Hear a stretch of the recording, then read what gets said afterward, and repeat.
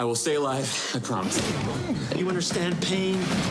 Oh, go! You know, it's important to me, Nancy, that you feel safe here. So you'll wait for me. I'll wait for you.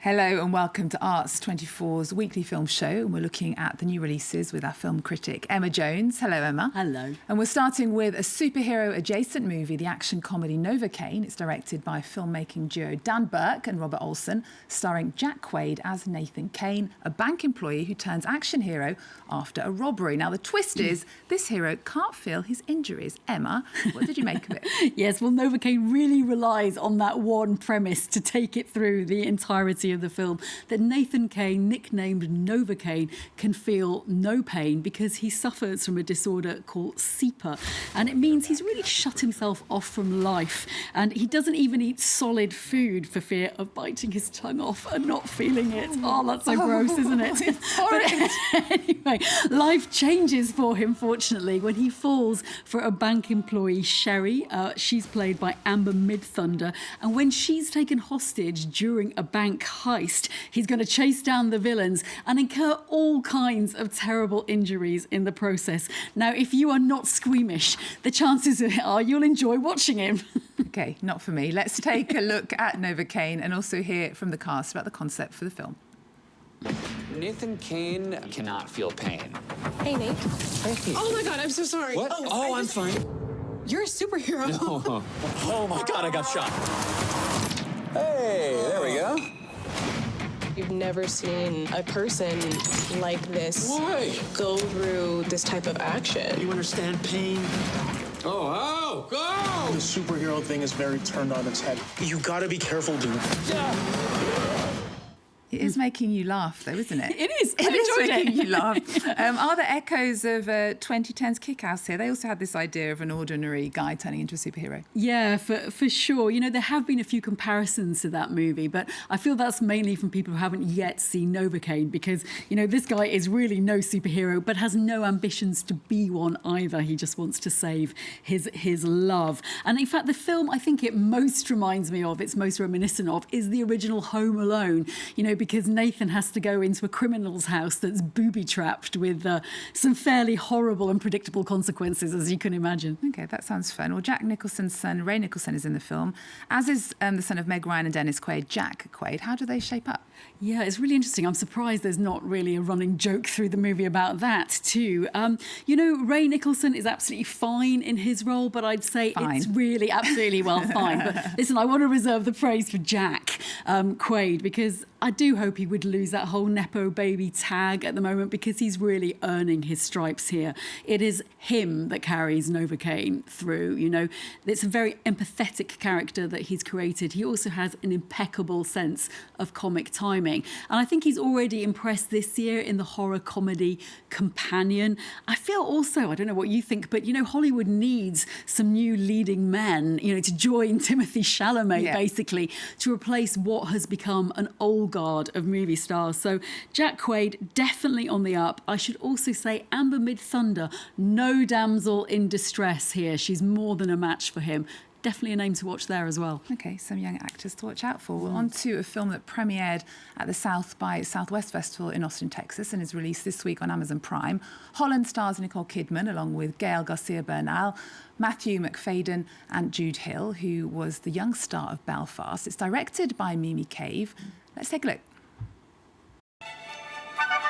Every day, I get to wake up in the best place on earth, Holland, Michigan. It may seem like we have everything all together, but right under the surface, it's like we're being strangled. So I got some bad news, Nancy. I gotta go to Greenville. Just a one night, though. Everything okay at home? Hey, Hans, we're back. So Mimi Cave, the director, is actually the 19th female director that Nicole Kidman has worked with in the past 8 years. Tell us more about the film. Yes, you can only applaud Nicole Kidman, really, for being so consistent in her commitments to working with female directors. And she's also a producer on this movie as well. Mimi Cave is somebody who started making waves, I think, back in 2022 with the film Fresh. Now, that starred Daisy Edgar-Jones, Sebastian Stan, and that was a dating film turned gaslighting nightmare. Mimi Cave didn't write this particular script. She was approached to direct it, but it's been hanging around on Hollywood's so-called blacklist of, hot screenplays for quite some time. Now, in Holland, Kidman's back to that Stepford Wives or even To Die For vibe. This is very much a small-town American satire, and it's set in the year 2000. She plays Nancy, a wife and a mother, and in the real-life town of Holland, Michigan, which actually does have a famous tulip festival, as it happens. So she's been married to her boring husband, Fred. That's Matthew McFadden's role. She married him young, and that's hinting at some trauma early on in her life. She's always talking about trying to feel safe. She becomes convinced that Fred is having an affair. But the question is she making that up in her head? Because that's what she wants to discover. Okay, interesting. Well, the cast walked a Holland-inspired red carpet at South by Southwest this month. Let's hear from them on the subject of the film. This film is it's a sort of mystery that unravels very quickly, but very, very profoundly and in ways that you couldn't imagine. It happened to me when I was reading it and whilst doing it as well. So I hope that everyone gets that sort of, that roller coaster feeling of, okay, what's going to happen next? What's going to happen? Everything is not what it seems. To have these men who come in and do these roles where they're really supporting a female lead and a female director, these are the good guys. They're the good guys of the industry. They're so talented and they give generously of their talent to us. So we're grateful.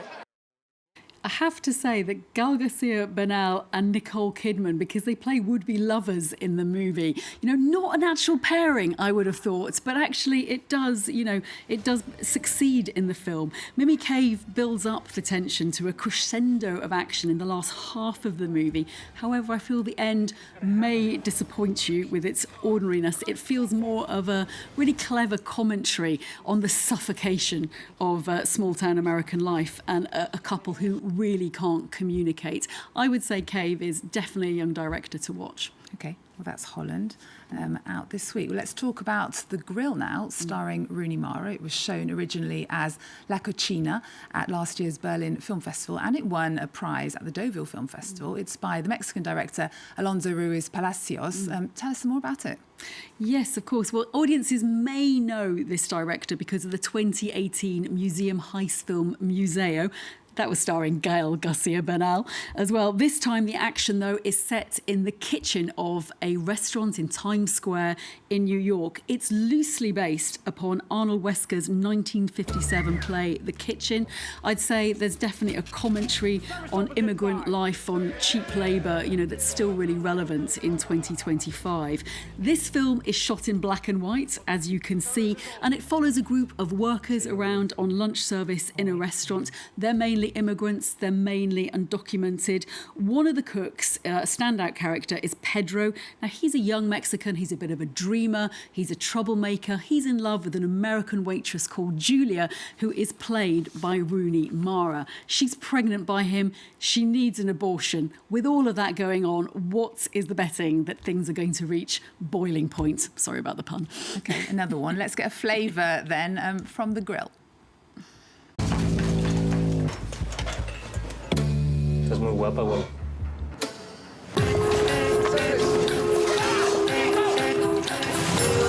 I think I'm missing 800 from one of the registers. Where did you get the money? Don't worry about it. Back to work! Now!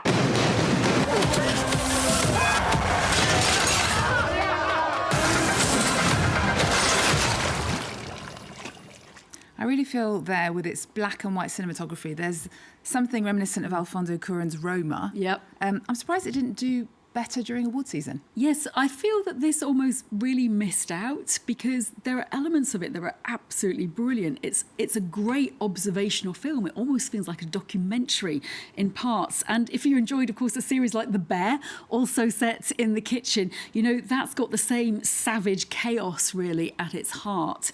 Paul Briones, he plays Pedro, Rooney Mara. They're phenomenal in the film. I think the drawbacks to it are probably because it is shot in black and white. I think that might have put some critics off. Also, its length, it's 2.25 hours. It's pretty long. Okay. Well, finally, to a retrospective at the Cinémathèque Française in Paris that highlights the work of a fabulous German filmmaker, Ernst Lubitsch. His work defined Hollywood in the 20s, 30s and 40s after he moved to work in the blossoming American film industry in 1922. Now, Emma, what are the highlights on offer? For sure. You know, this is a very, very comprehensive retrospective and important, I think, to discover or rediscover a real titan of early 20th century film. I mean, he worked in the silent movies, in the so-called talkies, he worked in black and white, he worked in colour, and he was so good at what he did. He had what was known as the Lubitsch touch. And Billy Wilder, after Lubitsch's death in 1948, set up a prize, you know, helped set up a prize in his honour. So I would really recommend trying to catch 1940s comedy, The Shop Around the Corner. Now that's starring James Stewart and Margaret Sullivan. They play two bickering co-workers who are actually, unbeknownst to them, each other's secret romantic correspondence. Kind of precursor of You've Got Mail, perhaps there. And I also recommend 1939's Ninochka. Now this is his only collaboration with his friend Greta Garbo and was her first ever comedy role. Finally, I think maybe 1929's The Patriot's an important movie. This was Lubitsch's first Oscar nomination for Best Director, and it actually won Best Screenplay. So all details should be on the Cinémathèque Française website. Okay, well, we'll leave you with some of the impressive images from Ernst Lubitsch's work that's showing at the Paris Cinémathèque for the rest of the month and through to April. Thank you so much, Emma, for giving us your picks of the week, and thanks for watching. See you next time.